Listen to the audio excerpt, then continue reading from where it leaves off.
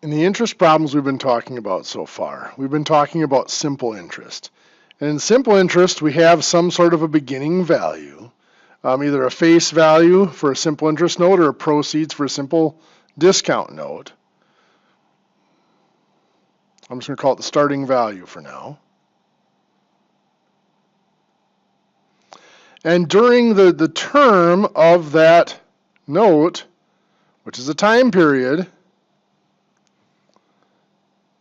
the money just sits there. The interest only gets calculated either when there's an action on the note, a withdrawal or a deposit into the account, or at the end of the term. So we find the interest, I equals PRT, and that gets added in at the very end of the term to get that maturity value.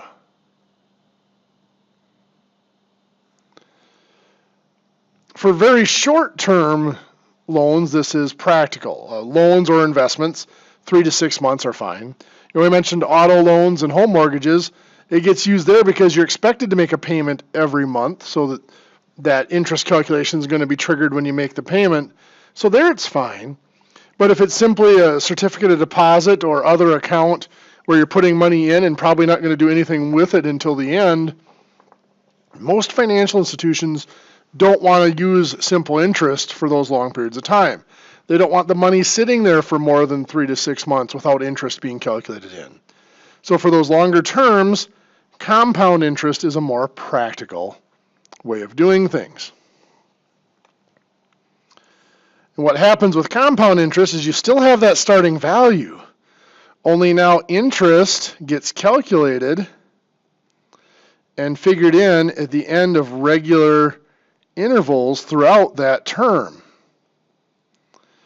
And what that means is the interest that is calculated in this term uses a principle that not only includes the beginning value, but the interest that's been calculated in each of those previous terms. That's where the term compounding comes from, is you're compounding the interest. You're getting interest on top of interest.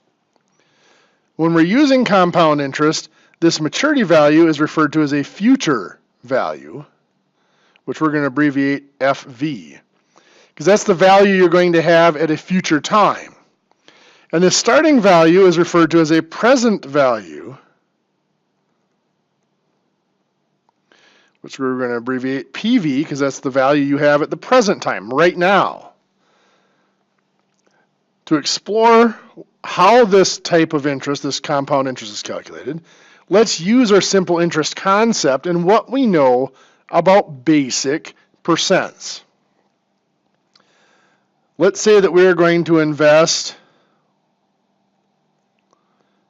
$5,000 at 8%, but instead of simple interest now, we're going to say it's compounded quarterly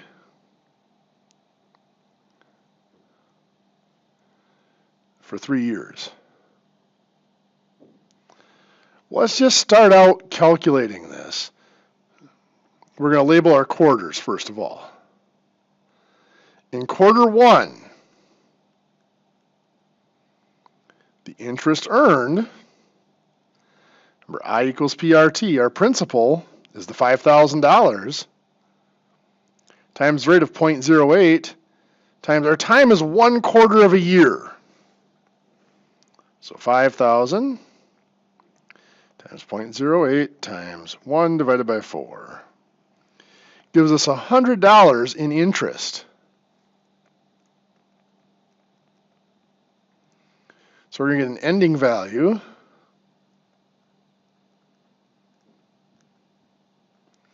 of $5,100. We just took our principal of $5,000 and added that $100 to it.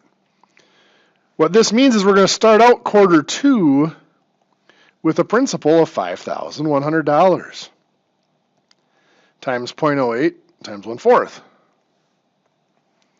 So 5,100 times 0.08 times 1 divided by 4 gives us, oops, something went wrong there. 5,100 times 0.08 times 1 divided by 4, that looks better.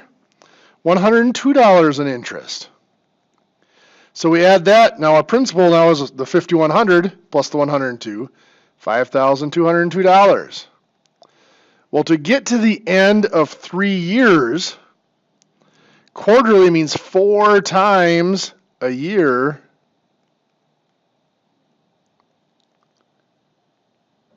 times 3 years.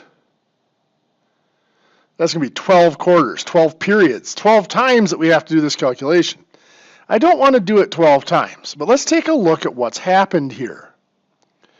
We started out with a principal, and if we look in terms of our percent increases, that was the beginning amount. That's 100%. What we added here was this $100. That was the percentage found from the 8% times 1/4. Well, 0.08 times 1/4 is 0.02. That's 2%. So we added 2% to that. And what we got for the ending value was that 100% plus 2%, which is 102%. In fact, if I'd have just taken that $5,000 here and multiplied times 1.02, which is 102% as a rate or a decimal, I would have got $5,100. For the second quarter, I could have done the same thing. I'm starting with my 5,100 here, and I multiply by 1.02 again.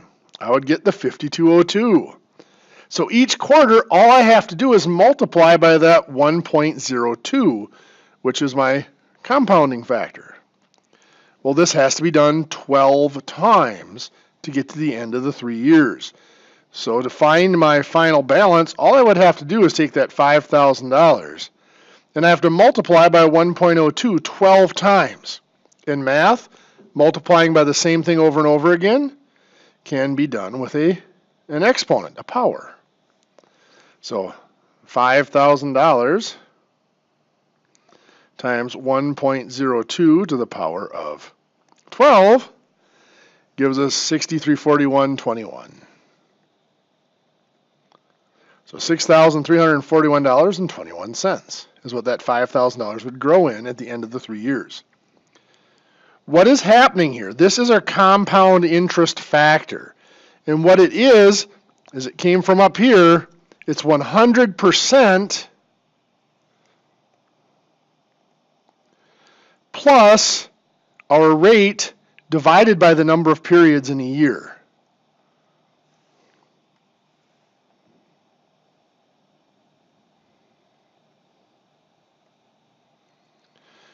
And that's all to the power. The 12 is the total number of periods. So that is the total number of periods.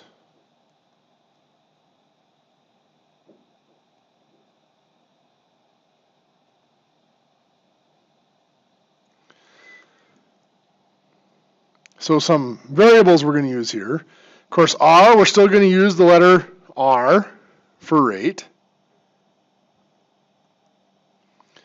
For the number of periods in a year, I'm going to use N. So for quarterly, N would be 4. For monthly, N would be 12. There's 12 months in a year. Semi-annually, there'd be 2, it'd be twice a year, and so on. Now for the number of periods in a year, or total number of periods in the term, we're going to use N times T, where T, remember, is our years. So this is the total number of periods.